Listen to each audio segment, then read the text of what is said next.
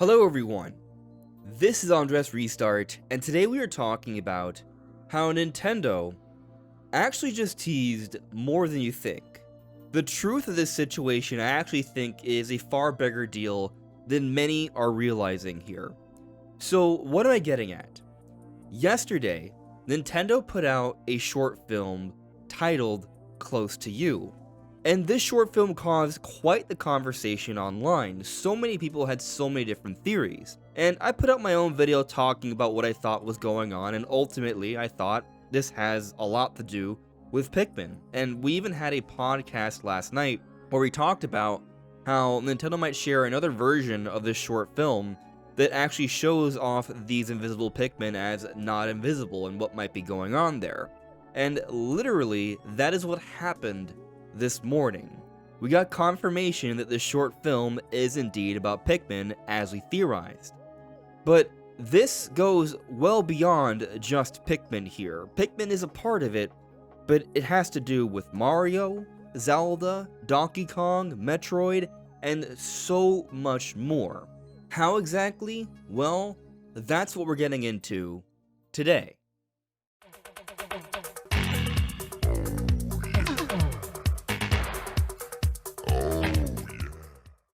So I finally got a new chair, the ErgoX Pro from FlexiSpot, the sponsor for today's video.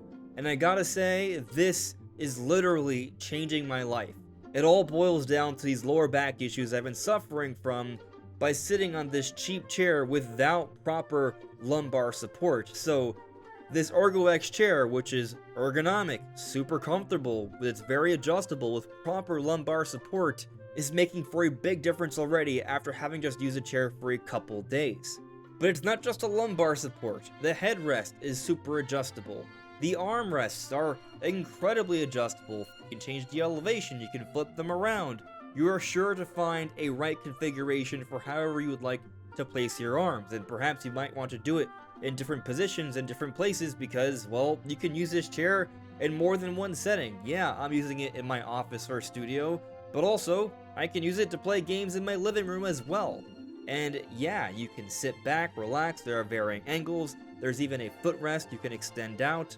But with this chair, I get the sense of a high quality. It's built to last, it's sturdy, and it's just so comfortable. And so literally, I am not exaggerating, this chair is changing my life. It is so comfortable, so flexible, so adjustable, and it's great for my back. So I strongly recommend checking out the ErgoX Pro from FlexiSpot. You can do so by using the link in the description below. So let's first start by explaining this overall situation with the short film. So yesterday Nintendo put out the short film, the original version of the short film, right? And it has this baby exploring this room, trying to get this pacifier, learning to walk as he does. And there are different objects moving around in the environment, and I theorize, along with others, that these are actually Pikmin moving this stuff around. Now, other people had theories that this is actually somehow having to do with Rosalina, like an origin story. This boy dressed in baby boy clothes is actually a girl, and this is an origin story for Rosalina in Mario Galaxy. Now, I understand the perspective there because the hair is similar, and there are a variety of different references to space, like above the baby's crib, for example, or that picture frame with something flying up into the air with the balloons. But the fact of the matter is, throughout the entire short film, Pikmin music was playing. If you play the Pikmin games, if you listen to the music, you would know that it's Pikmin music, and it's not Mario Galaxy music. There was no Mario Galaxy references, no obvious ones at all throughout the entire video. And also, if you understand the new lore from Pikmin Bloom, humans can't actually see Pikmin. So it made sense to have these objects moving around in a weird way, as if Pikmin would be carrying them around, but you wouldn't be able to see them because this short film has to do with these humans. From their perspective, these objects are just moving around on their own. But what's also interesting about this is that if you pay close attention, these objects don't start moving until the mother leaves, so it only happens when the baby's around, where the baby can't quite fully understand what's going on. But anyway, the main point is, for those who are Pikmin fans who are paying attention to the evidence, they had a strong feeling this had to do with Pikmin, and Nintendo confirmed today that that's literally the case. They re-showed the short film, this time with the Pikmin no longer invisible, and you can see them all moving around, running about, and how exactly it all went down. But what is the point of this short film? Well, the fact that Nintendo had another version that they showed a day later confirms that this was indeed meant to be a teaser. They were indeed trying to have a little bit of a social media experiment, and they were definitely trying to stir conversation here. That's exactly what happened. Everyone was talking about what was going on here. You had the Mario Galaxy movie theories, you had people talking about how it had to be Pikmin, you had the debates, you had other people suggesting other ideas. And this is actually a big deal, because ultimately, what has happened is that people were talking about Pikmin, a relatively niche Nintendo IP, was the main point of conversation for about a 24-hour span. That's the magic of what Nintendo did there. And so you might be thinking, okay, so this is like a brilliant marketing plan to just raise the awareness of the Pikmin brand. Does this mean there's a game or something coming later down the road? And the answer to that, as we talked about in yesterday's video, is yes, but maybe not immediately. It is more about the bigger picture here. Like, yes, I do think there's a Pikmin game coming, and yes, I do think there's probably going to be more Pikmin short films or movies or things like that later down the road. These are all potentialities. What I think is the bigger deal here, though, is that the situation further cements my thinking as to how Nintendo operates. They do love the cross-promotion, they do love the build-up, they do love stirring conversation. This is one more example of how Nintendo likes to do things. So let me talk about some other examples here so you get a better understanding of what I'm getting at here.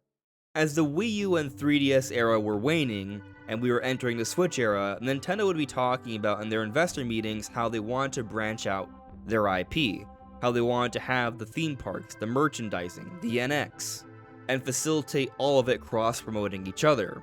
And so eventually we've gone the Mario theme park, Super Nintendo World, and we've gone the Mario Lego sets, and then we got the Mario movie, and then we saw that Mario games had significantly boosted sales because of all this. Now around this time, summer 2016, we also saw the release for Pokemon Go, and Pokemon Go was a huge cultural phenomenon. Everyone went outside, and this app became one of the greatest mobile successes of all time. And it led to extremely strong sales for Pokemon Sun and Moon that came out a few months later. Another example of how Nintendo's cross-promotion can boost the sale of their IP, their games. And so another example, with the Super Nintendo World Park, we see that there are Pikmin throughout the environment. But then we also saw that Nintendo put out a mobile game in Pikmin Bloom, and then they also had Pikmin 3 Deluxe. But then they also had Pikmin 1 and 2 come out shortly before the release of Pikmin 4, this big Pikmin game they've been working on for many years. And what happened? Pikmin 4 became the best-selling game in the series, and going. It's still growing in sales. And so it's another example of how Nintendo's cross-promotion, this build-up over years, led to a great success. So we see them do it with Mario, with Pokemon, with Pikmin. And so with this in mind, we start thinking about other things that Nintendo was doing. We look at things Nintendo was doing with Donkey Kong, which ultimately led us to believe that the Mario Odyssey team, or at least part of them, were working on a 3D Donkey Kong game for many years throughout the Switch era, which many people doubted, but what happened? Literally that. We got Donkey Kong Bonanza early on in the Switch 2 era, shortly after the opening of the Donkey Kong expansion to Super Nintendo World. There is an intentionality there. It's not by coincidence that Nintendo had Donkey Kong Bonanza come out a few months after the opening of the Donkey Kong expansion to Super Nintendo World. All these different things, Nintendo's IP being used in different places such as Legos, movies, theme parks, mobile games, and of course the main games on their main console, it's all meant to cross-promote each other and boost the overall strength of their intellectual property. And so with this kind of behavior in mind, this actually helps us to sort of see what Nintendo is going to do next. So for example, we've talked about this theory that Nintendo is going to be doing an ambitious remake for The Legend of Zelda Ocarina of Time. Now, why do we think this? There's actually a variety of reasons for that. One, Nintendo needs something ambitious Zelda early on for Switch 2, but also there's a history of the series producer, Eiji Aonuma, teasing future Zelda projects, and we have actually multiple interviews where he has teased something to do with Ocarina of Time. But then we also know that there is the live-action Zelda movie coming out in the first half of 2027. And we've also seen how Nintendo likes to handle things with the Mario movies. There are releases that lead up to the movie, and afterwards as well. Because those games will see boosted sales because of the popularity of the movie, and vice versa. Those games will increase the overall conversation of the IP, which will lead to more people watching the movie. But then we've also seen that Nintendo put out a Lego set of the Deku Tree that was not only just about the Breath of the Wild version of the Deku Tree, but interestingly, Nintendo also pulling a design from 1998, the Deku Tree from Ocarina of Time.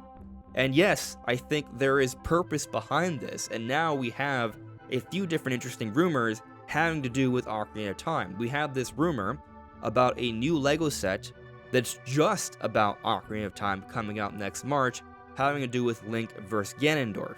Now, this is a rumor, so we don't know if it's actually going to pan out, but when it comes to the Lego rumors, they're usually leaks. Like, Lego leaks happen left and right, so of all the different rumors we discussed, this is probably one of the more believable ones. And if that happens, guess what? That's even more reason to think that Nintendo has a specific plan here to bring back Ocarina of Time. But then some people might question, okay, so sure, maybe they're going to remake the game, but how is that related to the movie? Does that mean the movie is also going to be an Ocarina of Time movie? And I've talked about in the past how I don't think they're going to copy the story exactly, but I do think there are going to be elements that will be shared that people who play the game or people who enjoy the movie are going to be interested in the other. And so some people thought that was a stretch, but look what has recently happened. Nintendo just announced the Super Mario Galaxy movie, and what do they have coming out as well? Super Mario Galaxy 1+2 Remastered. They've put out those for the holidays. We are enjoying those currently as Nintendo starts to market things for this upcoming Mario movie that has to do with Mario Galaxy. I doubt that the Mario Galaxy movie is going to have the exact same story as the games, but obviously, there's a connection there. Obviously, those who play the games are going to want to watch the movie and vice versa. Now, if you've gone this far into the video, I'm going to take this moment to ask that you consider subscribing if you do find yourself enjoying my content. I have this goal to reach 60,000 subscribers, so whatever sort of support you can offer is immensely appreciated.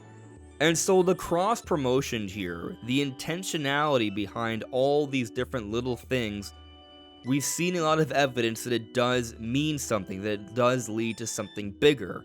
So coming back to this Pikmin short film, what does it mean? Yes, we know it's about Pikmin now. Yes, it created a lot of conversation about Pikmin, a little bit more of an awareness of the IP. And yes, I do think it helps to position the brand to be more successful when Nintendo does eventually announce more Pikmin projects. I'm not saying they're going to announce Pikmin 5 next week, but I do think that there are Pikmin things in the works, and this short film is a small piece to the overall puzzle in Nintendo building up to that next major release. It's also perhaps a demonstration of Nintendo now showcasing these different short films. Nintendo recently put together Nintendo Pictures, and we've seen Nintendo do short films before, but now there may be an increased level of focus and budget and quality where we'll see this a little bit more often, which will help to further boost other Nintendo IP, perhaps beyond Pikmin. Maybe we'll see a short film on Kid Icarus or Metroid or something like that. Like, there's more opportunity to do these things to further boost the overall awareness of Nintendo's different IP. And this can eventually lead to more movies. And who knows, perhaps sometime down the road, as crazy as it may sound now, when you think about it from a business perspective, it actually makes tons of sense. Eventually, Nintendo can build up to a Smash Bros. Movie. If Nintendo has a Mario movie, a Zelda movie, we've actually seen Universal Pictures file for the right to make a Donkey Kong movie, so that's likely also in the works. Once Nintendo starts to put out multiple projects like this, now we have several different characters that are more well known to a larger audience beyond just the games, and they can put together a Smash Bros. Movie, kind of like Nintendo's version of the Avengers. And for those who pay attention to the Marvel movies, they are coming out left and right. Marvel has seen so much success with this formula, and I'm not here saying Nintendo's going to copy it exactly, no, but the idea of having these different movies, it raises awareness of these characters, and if there's a Smash movie that uses these bigger characters to bring people to watch the movie, and then people watch the Smash movie and they see these other characters in there, like maybe Star Fox and Samus and a Fire Emblem character or what have you, it opens the door for them to branch out further and have other movies that will then further help to popularize those characters, which will then help to further popularize the sales of their different games, and vice versa. So it's kind of like this ingenious plan to maximize the impact of Nintendo's characters. There's a reason Nintendo is so protective of their brand image, of their characters being misused, because they see the potential there, they see the value there, and now Nintendo, during these times, has this plan to fully maximize their potential. So that is my ultimate takeaway from this Pikmin short film. The evidence is out there. Nintendo does tease things and does lead to other projects, which suggests a very fun, exciting, and promising future for Nintendo and its fans. But what do you all think? Let me know in the comments below. This is AndresRestart. Thank you so much for listening and watching, and I will see you all really soon. Take care. Bye.